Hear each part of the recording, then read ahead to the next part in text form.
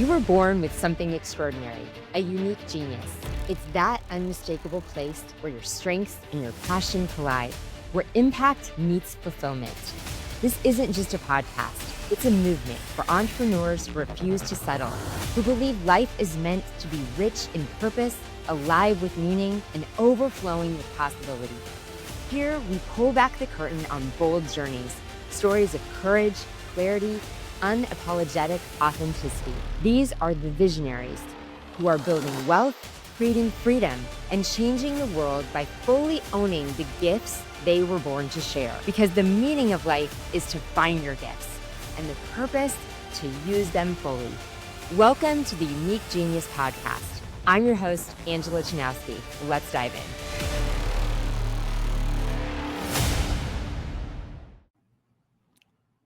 Welcome back to another episode of Unique Genius Podcast. I'm your host, Angela Chanowsky, and I am so excited to have Jonathan here with me today. Welcome to the show, Jonathan. Thank you, Angela. I'm excited to be here. Looking forward to our conversation. So am I. I have been looking forward to this for weeks, and there's so much that I could dive into with you. So much of your energy and all the big things that you're doing always spark my curiosity. So I know this is going to be great. Why don't, before we dive into some questions, you tell the audience just a little bit about you? Well, let's go way back. No, I won't do that. I'm currently running a company called Who Hire. We're in the AI space for hiring, primarily focused on the trades. I got into that after having wrote a book called The Sales Boss and helping high-performing sales teams around the world utilize technology and building people and systems and processes for their business. So that's my short story. Okay, that's short. You kept it really short. I'm going to make you work. No. You are going to make me work. So we're going to dive into little nuggets of that, because what you are doing at Who Hire and the people that you're surrounding yourself with and on the constant edge of AI is so incredible. I want to dive into the beginning of your story, and this might have to be a 3-part series because I would love for you, to share the audience. I'm going to prequel our 3-part series because I know we're not going to get into it all, but Yes. like the people that you surround yourself with, and next level what you're doing in that. And then, I would love for our audience in a whole episode to know about the AI hiring space and all the magnificent things you're doing. But first, we're going to dive into the more beginning of your story and your book that you wrote, and which is all amazing lessons in itself. And at the beginning of your book, you dive into a story about your upbringing and how that affected, or how you learned about leadership, maybe in a different way. Very, very non-traditional. So in my book, I talk about growing up in a religious cult. And so I don't often talk about it publicly. In fact, for 20 years, I didn't talk about it after leaving the cult, primarily because I didn't want leaving the cult to be my identity. You ever see people who maybe they were an alcoholic or they had some sort of trauma, and then that becomes their new identity. Yeah. But I grew up in a religious cult that really focused on sort of the end of the world. And so I grew up from a very young age believing that I would never live past 25 and that my whole life was around helping other people survive the end of the world. So it really shapes the way you think about your future. And we spent a ton of time, of course, going around knocking on people's doors, talking to them and converting them into our religion. And so that gives you a really fascinating lens through which to see people, because I had nothing to offer them. I wasn't paying them. And if they were going to convert, right, they were going to give up their family and everything that was true to them. And I was actually really successful at converting people. And at some point I had a crisis of faith around that got me to leave. We can talk about that. But that's sort of the structure under which I really started looking at what is it that causes people to think and act and in a certain way. And that became a really fascinating way to think about leadership.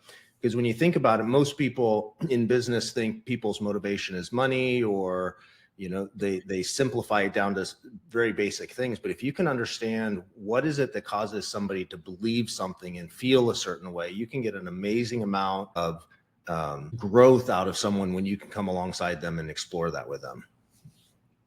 So all of my businesses from then have really centered around sort of this concept of how do you elevate human potential, both in yourself, but also in other people. And so I've always had that fascination. How do you elevate human potential? I love that. And thank you for being vulnerable, one, and being courageous and sharing this story. And I agree with you that, so many people, when you leave something, when you leave a trauma, and then you talk about it all the time, and I've went through that, like leaving something and then that becomes your identity and you don't want to live in a victim mentality. But then there is a point of, okay, where do we revisit it and be grateful for the lessons we learned? And I feel like that's how you're framing this. Like, okay, that was a part of my life. I went through something that was different than most people and was a trauma.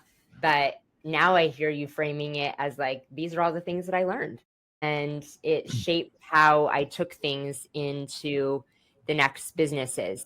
So, I think of a really specific experience. I'll tell you sort of what prompted me to leave the organization, because what's interesting about growing up in a cult is you don't actually realize that the way you see the world is flawed, right? So I always say, imagine if you grew up in a community where, or with your parents, every adult around you walked outside and they pointed up to the sky and they said, Angela, isn't the sky a beautiful red? And looking in your eyes, they'd say, you have beautiful red eyes. Like, it wouldn't occur to you, right, that was a belief. You would just say, oh, the sky is red. And that's what growing up in a cult's like. You have all of these sort of beliefs about the world, and it never occurs to you that it's actually a belief. You just accept it as true. And I think the most dangerous belief a person can have is the one they don't think of as a belief, because to them it's true. And you see that in society and people, both in business and in daily life, where they just have a belief about the way the world is or the way things are. And it never occurs to them that they should challenge that. And so, as an example, in the church, I always had a little bit of a doubt about some of the teachings and the way they did things, but I always thought it was something wrong with me. So I just buckled down, studied harder, forced myself to live by those constraints. And consequently, I got promoted in the church fairly quickly. It's sort of a wrong term to use, with thinking about a religious structure, but I ended up with a lot of responsibility at a very young age. In fact, some responsibility that usually men my age only now would actually have. And so I traveled the world speaking at big conventions, and I was speaking at a convention. My wife had just became pregnant with our son, and I was speaking at a convention, and she went into emergency labor at the back of the auditorium. So as soon as I got down from the platform, they're like, hey, you have to go to the hospital. Your wife's going to have a baby. And I was like, there's no way she's going to have a baby. We had literally just found out she was pregnant 2 months before. And so this would make our son 4.5 months premature. So really a crisis situation. And one of the core beliefs of the organization is that taking a blood transfusion is an unforgivable sin. And so as soon as we get to the hospital, of course, the doctors say, you're going to have to, if you don't give blood to your child, the child will die.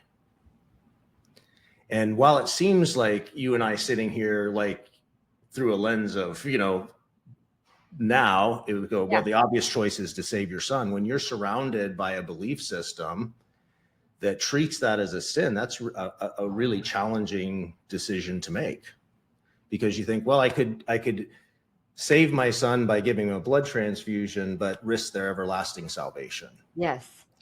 And so that was sort of a crisis for us then. My wife was also raised in that environment. So, she landed on the side of, let's not give a blood transfusion. Let's, we need to just maintain our loyalty to God, and the everlasting salvation of our kid will be based on that. And that was a real crisis for me. I'm not really proud of the way I handled it at the time, although my son is now alive, but I actually petitioned the court to take away our parental right, force a blood transfusion, and then give our child back to us. But I denied doing any of that. So I didn't tell my wife. I didn't tell the other elders that were standing around, because I still wanted to be sort of approved by the church. But that really weighed on me after that, because here I am, a leader in the church, and I've committed this unforgivable sin, and the hypocrisy that comes with that. So that started a journey. It took about another 7 years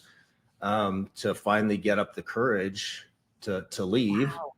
And when you leave, nobody will talk to you again. So grandparents, aunts, uncles, brothers, sisters, all of our friends, the people we grew up with. So it was literally like the next day, you're completely dead and you're starting over. So I had a business at the time, the business went under. And so that became a really challenging part of how do you start over, and how do you question which part of your beliefs are actually your beliefs and which part of them are just something that you were taught. Because you're not just leaving, a religion. You are leaving really like every part of your life, everyone that's important to you, every relationship, your business, and a belief system. Yeah, it took about 7 years. Actually, a few years later, my wife and I got divorced as a result of that, just because of the dynamic of that. Like you're literally forbidden to speak to each other in the cult. It sounds sort of crazy now to say it, but we got divorced. A few years later, she separated from the church. We're now good friends, so that's good. Our son wasn't raised in it, which I'm happy for that. So that's all worked out. And then a number of years later, some of my brothers and sisters came out, and we've restored that relationship with them as well. So that's wonderful. Yeah.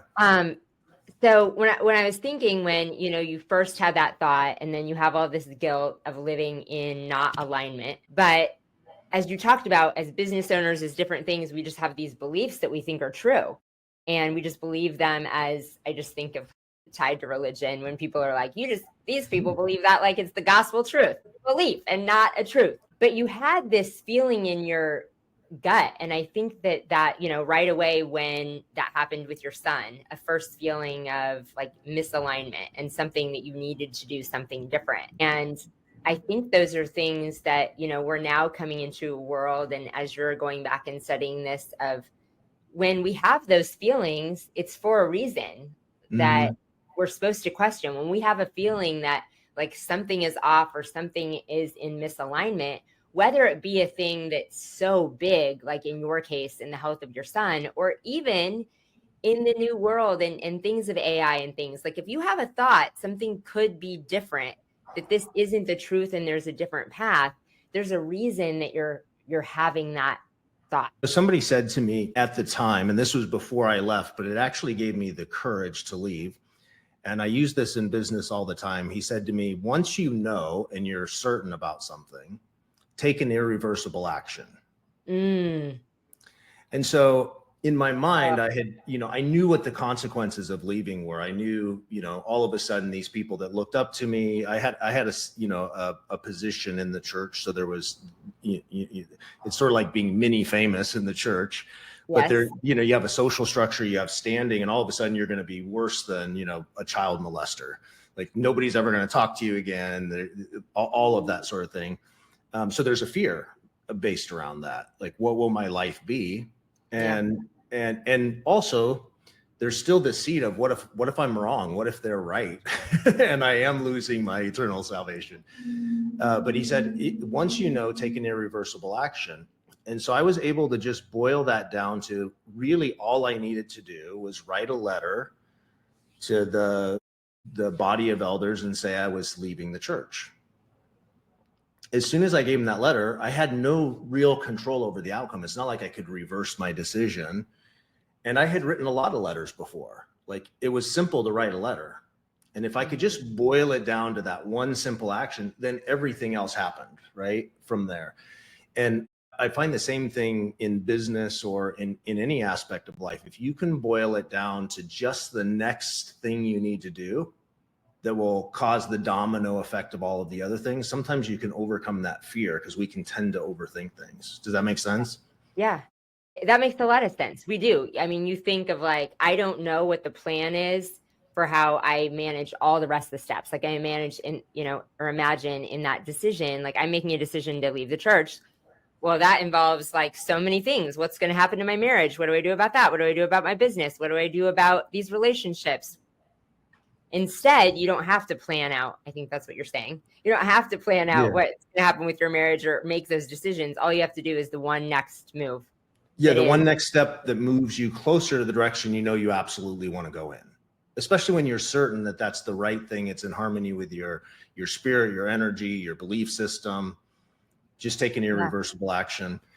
You know, as I was saying that, I was thinking about something that happened in the church that really had a huge impact on me. So I had an opportunity to do a lot of public speaking, leadership things within the church, which are things that have served me well in the, you know, in my business life. Yeah. But I'll never forget, I must have been just after I turned 18. I might have been 19 at the time. And I got to travel to Brazil, to Rio de Janeiro, and speak at international convention. So there's about 15,000 people in the stands at this convention, and they called it the Pure Language District Convention. And there in the stands all the way around the stadium were delegates from about 28 different countries. And they had them seated in the stand by the country that they came from. So you can imagine people from the United States and from Africa and from Europe. And in one section of the stadium, I'll never forget, there were tribes from the Hutu tribe and the Tutsi tribe sitting right next to each other. And during that time period in the world, those two tribes were massacring each other by the millions. And yet here inside this stadium, they were sitting side by side peacefully. And when I would speak from the stage, I would just say a sentence or two of my speech, and then they would translate it language by language around the stadium.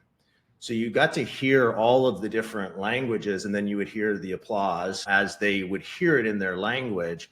And the reason I share that is because, yes, it was inside of this sort of false architecture of belief, and there was a lot of, you know, division and separation from humanity. But inside of that stadium, I got to see what that people can come together from around the world and have peace among each other. And I think even though it was sort of in a wrong setting, that ability to see that has always stuck with me, even leaving the church, is that I have this really positive view about human potential and the ability for us to overcome the divisiveness on the planet and to be able to really solve some of the big challenges and just see people as humans without religious divides, without political divides, without division of language. It's part of why I'm really bullish on technology. I love technology. I love where AI is going. I love where quantum computing is going. I sold the first quantum computer on the planet. And I'm fascinated by what can we achieve as humans if we can just get rid of all the other things that get in the way. Again, like you're taking this, you can see, again, a bad situation, a situation inside of, you know, the event that you were at, inside a bad culture, but you've taken away so many from that, so many beautiful things. You know, your ability in the door to door that you said to learn what transforms humans in and makes them believe something or makes them want to come into something. And now in this scenario, what it is like for people at war to be together in peace. And so to take, you know, that there was again, this is a part of my past, but I can now be grateful for the lessons that I learned from it. And I can dive in and still use those to make an impact and transform the world. Yeah, and I think that's a great skill for anybody to have. And like your listeners, when they're going through something, maybe they look back, they can either have this, I'm a victim of this thing that happened, and carry that with them, or, and it doesn't have to be something as extreme as leaving a cult, right? Even going through a breakup in a relationship or a business that falls apart, doesn't go how it's planned. Inside of that are really good lessons that you can utilize for the next thing that you're doing. Yes. And I've done a lot of that in the transformation work of myself and like journeys to like dig deep. Like this happened for me. It was a strange path and not fun at the time. And I wouldn't recommend it for everyone. Wouldn't recommend it for everyone, but there's no way I would be where I'm at, experiencing like the magnificent things I am, or seeing through this lens, or the ability to impact this many lives if I hadn't had each one of those steps. You know, so reframing it. And this happened for me. It was really all meant to be. Yeah, it's interesting if you grow up not believing you're going to live past 25, 26, Oh, believe the world's ending, and then to come out of that, but also at the same time, every day is about saving the world. So when you get out into what I'll just call normal life, I think you still have that mindset. Everything else is like, well, so what? Like, there has to be bigger things that we can be doing outside of just our daily life. And I find that super fascinating to just like, what could we accomplish as people when we come together around a certain mindset? You think about, I was just on my way over here as an example. I walk out of my condo and I order a Waymo, which is a self-driving car, right? And so I'm on my phone and I'm connected to like 15 different satellites that take this car and drive it directly to me and drop me off over here. It's pretty fascinating, right? Why can that happen? It's because some human believed that we should be able to have a self-driving car. And they got enough other people believing that and dedicating their life to making the technology to make that happen. Some human believed we should have satellites that can pinpoint within a foot where we are on the planet. Those are just ideas that bringing enough people together who work inside of their unique genius to add this little thing. And those are the same sort of people that show up in our businesses. And yet, if you talk to business owners, their number one complaint typically is their people. yeah. Right? Like my grandfather used to say, business would be easy if it wasn't for the people. And yet people do really amazing things. And so those are the same sort of people that show up in our business. The problem is if we don't have the leadership ability to really get inside and see them not as just components in our business, but actual human beings. I know you have a company where you have virtual assistants, and Yes. and I actually hate the term virtual assistants because I'm like, well, I'm on Zoom all day with my team that's around the world, and they don't call me a virtual CEO, so I'm not going to call them a VA, right? But we took the word virtual assistant out of our company. I know you did. You did, and I used that only so your listeners could make that connection, right? But I think it's a wrong. It's sort of a wrong term, but the ability to put humans in a business all working towards a goal together and what they can accomplish is just, it's fascinating to me. So this, this obsession, passion you have for like the human potential, I love how this has come like in this full circle of it. And, talking about the self-driving car, and going back to the beliefs, right? That people have these beliefs that they think are the truth. And the way we have all of this innovation and all of the amazing things we have is because somebody let go of the truth that was put on them, or all these limiting ideas or things that people tell us is the truth. Like clear back to when, somebody thought it was truth that humans couldn't fly. And somebody was daring enough to we're going to fly the belief. And I don't think we think of it like that. Like that's the first thing, is to let go of what we think is true. Here's actually a really interesting exercise for people to do. What are the things you're most convinced about in your business? Because everybody has a belief about their business. It might be about what people are willing to pay, or there's a whole host of beliefs. And if you just ask yourself the question, what if I could be convinced that this belief couldn't be true, that it was absolutely wrong, then what else might the truth be? And just start brainstorming what else, like if this thing I'm accepting as truth couldn't be true, what else might be true? And when you write all of those things down, what your mind will eventually do is realize I have over fixated on this viewpoint from my past experience, my beliefs about things, and it's not necessarily true. Same thing when you get in let's say you're having a conflict with a business partner, or something happening in your business. You have a belief about why that person's acting that way, what's driving them, and if you can just say to yourself, what if all that stuff I believe about Angela isn't actually true? What else might it be? And that tends to back you away from this really extremist view and allows you to try on different beliefs. It's all belief at the end of the day. Just pick one that serves you better. That's it. It doesn't have to be true. And we operate that in so many ways in our business and in our life, in our relationships with people. But yeah, backing it down to business, I say this because it happens all the time when I'm having conversations with JC. He'll question something in the business because he's not in the day-to-day of Unique Genius. And I'm like, no, it just has to be that's not enough. Like that's just a truth. We can't go there. And how many times do we do that? Be like, no, it has to be this way. You just don't understand, but these are the truths, and not step away. And you mentioned it earlier, like that people are so magnificent, and that's the power of the people in our business. We're trying to do that with our team all the time. How do they do this in their businesses of like challenge things that have been in place forever? Like how do you find a new way to do things? How can you be innovative, and how can we as business owners leverage our team, leverage our people that way, in like poke holes in it, find something, find a new way, not just have them as people we manage, but using their brilliance to poke holes in the truth. Yeah. I use a phrase in my book, which can sound sarcastic, but it's this phrase, I believe you believe that, which you could say that a lot of ways, right? With sarcasm, like I believe you believe that. But if as a leader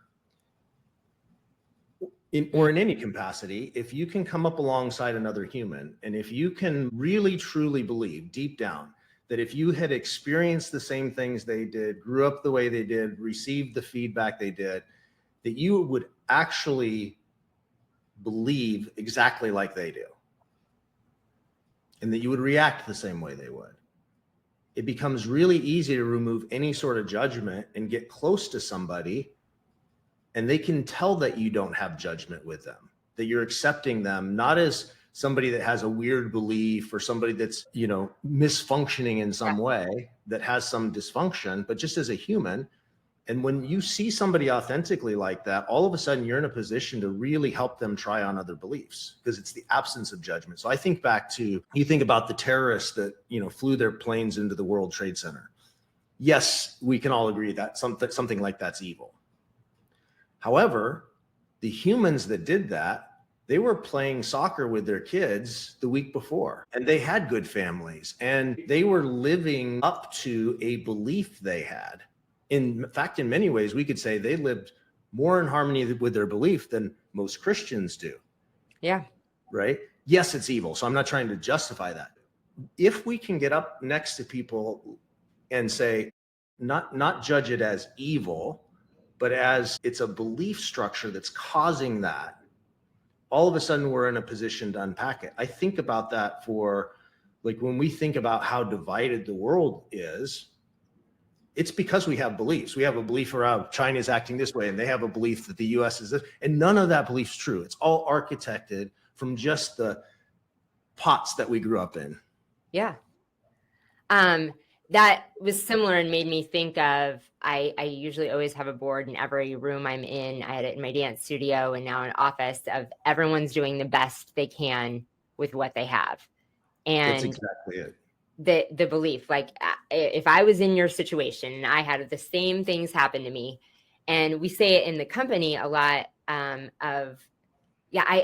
like you're saying, I understand that that's what you believe, and trying to come alongside people and help them understand what you believe. And that our team all believes that, like, I care about them, I love them, we have your best interest. I know you don't quite understand why this is the plan right now, but can we all be on the same page in the belief that it's because of the greater good? It is because of the greater good of your future. And if you believe with me that every decision I make is for the greater good of your future, you don't have to understand the logistics right now. Yeah, that's super powerful. In my book, I have the 5 truths about human behavior, and these all stem from the cult. But one of them is that people are giving you 100% of what they're capable of, or they have what they believe is a valid reason for not doing so. Yes, or they believe they. Right? Doesn't mean it's true, but they might go, well, my boss doesn't care anyway, or they don't, all of those sort of things. But we tend to as owners of companies, oftentimes we get into this like, well, they're lazy or they're, not motivated, or we start putting labels on people. But if we can shift our mindset to they're giving me 100% of what they're capable of, or they have what they believe is not a valid reason for not doing so. That means my job as a leader is to get close enough to that person to discover the truth. Is there something that seems valid to them? Now I can work on that. Or are they just not capable of it? And in that case, there's training, there's development. Maybe I got them in the wrong role. Yeah. Maybe they don't have the capacity. And then second, the people's judgment about things is things are only good or bad by comparison. And that's the truth for every human. When you decide, is something good or bad? How do you feel about it? It's always in comparison to something you experienced before. So I remember like first time I rented a car, I thought it was great because I was comparing it to the car I personally owned, which was terrible, right? It's totally different now. I can't hardly rent a car that I enjoy renting. But we're always comparing what our current situation, how we feel about it, to something that we've experienced in the past. So if you're hiring people onto your team, the goal is to hire somebody whose standard of what good is, or their comparison for that matches as closely to your standard as possible. Does that make sense? Yes. So that's where in the interview, really getting in, like if you need somebody that has a really high standard of clean, how did that person get their standard of clean? Like if you go to an extreme example, if somebody was raised in a hoarding house situation, their standard of clean might be different than somebody that didn't have that in their background. Doesn't mean they might not have overcome it, but we all have a standard of what is hard work, what is dedication, what is high pay. All of those are things that are rooted in our past.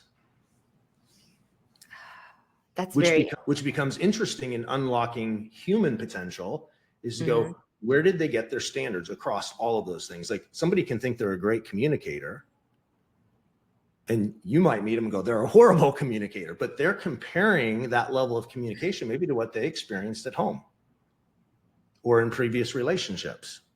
So what is their standard? What are they comparing good or great to? That is powerful.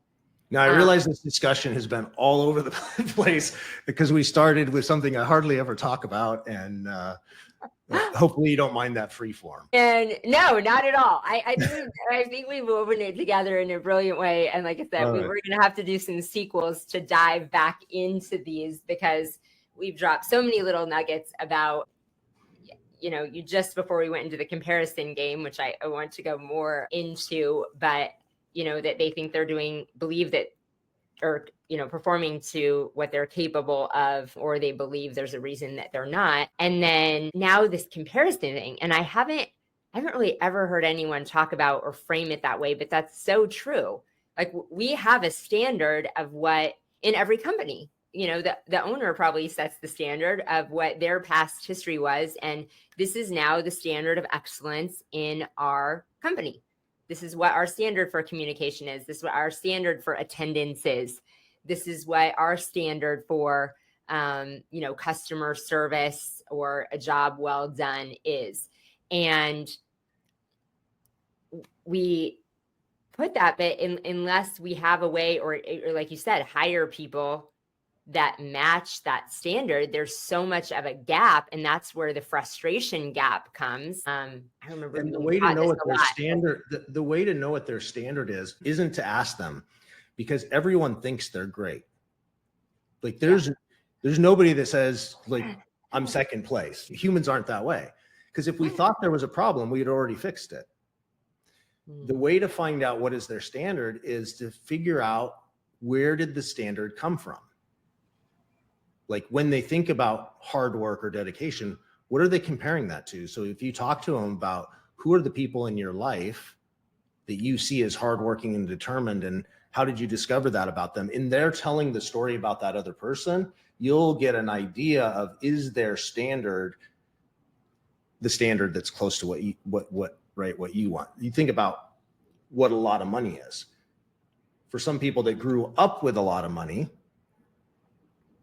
their standard is going to be different than somebody, I grew up in a single wide trailer. My standard for a huge house is completely different now than what it was then. I remember the first time I walked into a 3,500 square foot house, I was like, man, this is a mansion. I don't know what I'd do with all this space, because we had 8 kids and we were crammed into a very small space. As you live your life and you get exposed to different things, your standard changes.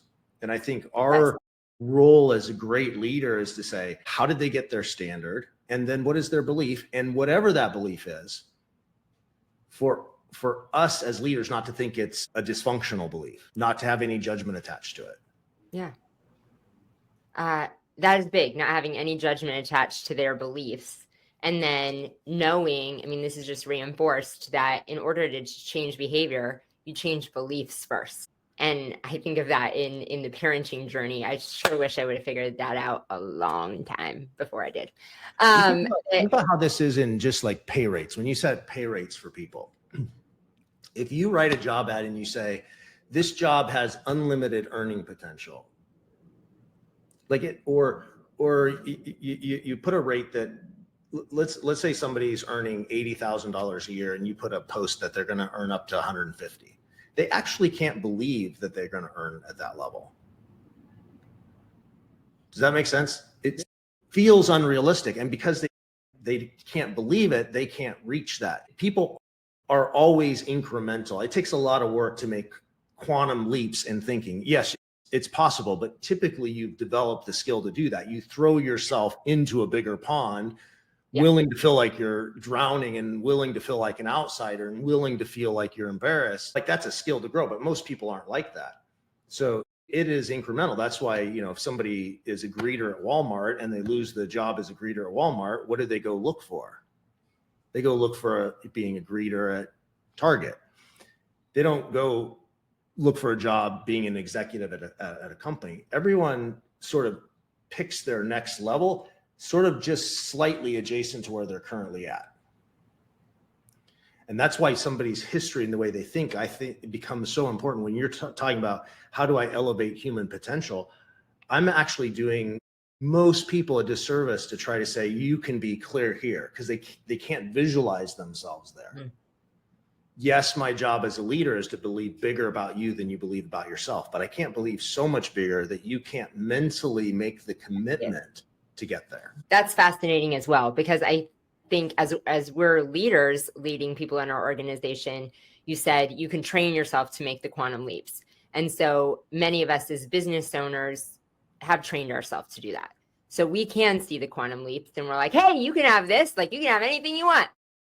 Like we all believe we can, at this phase now, maybe not before, but a lot of us are to the phase of like, yes, I can believe in 10X, not 2X anymore. I got that. And because that is our new belief system is quantum leaps, we try and put it in front of our people, and that isn't bite-sized enough that they can't even see that.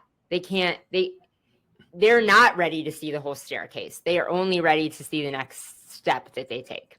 Yeah, it's an interesting balance as a leader, because you also don't want to play down to people. You want to inspire them, but I always say you have to inspire people just beyond where they're at.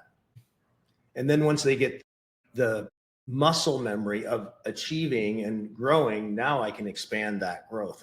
And usually there's a spot in a leader's life where they make a big jump. And when they do, they finally realize, oh, I've been playing small this whole time. But giving them the confidence in a stair. I write about in my book, just like business owners always have head trash around what they can charge for something. Yes. And the way they get that head trash is usually they're comparing to maybe a competitor, what they're charging, and what they believe somebody's willing to pay, and what they're comfortable hearing themselves say out loud. At some price, they're like, oh, I'm taking advantage of someone. Yep. And I remember I've done consulting for a lot of years, and I had my way of pricing my services for years. I always thought I was charging plenty of money. And it was probably the first time in my life where I actually didn't need the money. And I had an opportunity to go out to speak to a big corporation to quote some sort of consulting work. And as I was going out there, I didn't even know if I was capable of doing the work. So I had two things present in my mind. One is I don't need the money, and I don't know if I take this job if I'll even be able to do it. So it was the first time I was completely disconnected from the outcome.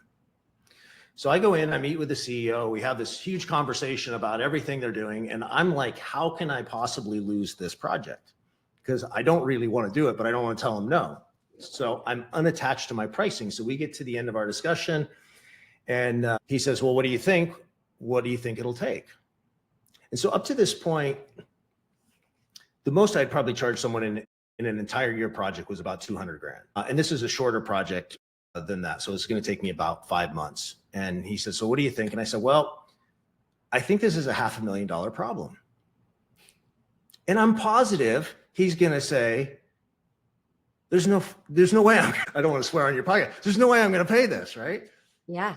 And he just leans back and he goes, okay, well, when do we get started? And I still don't want this job.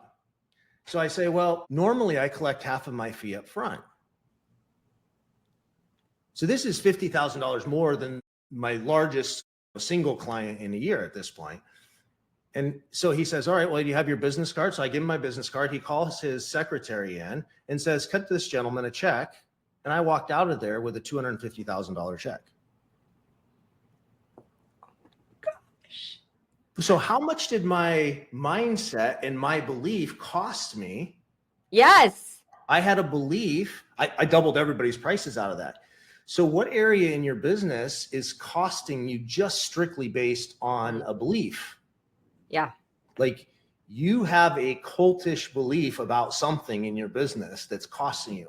I had a client, they're selling medical beds to hospitals, like think like radiology beds, surgery beds. And they invite me in to do a consulting project. And this is with my sales boss. So I'm going to teach them selling and, all the management stuff around that.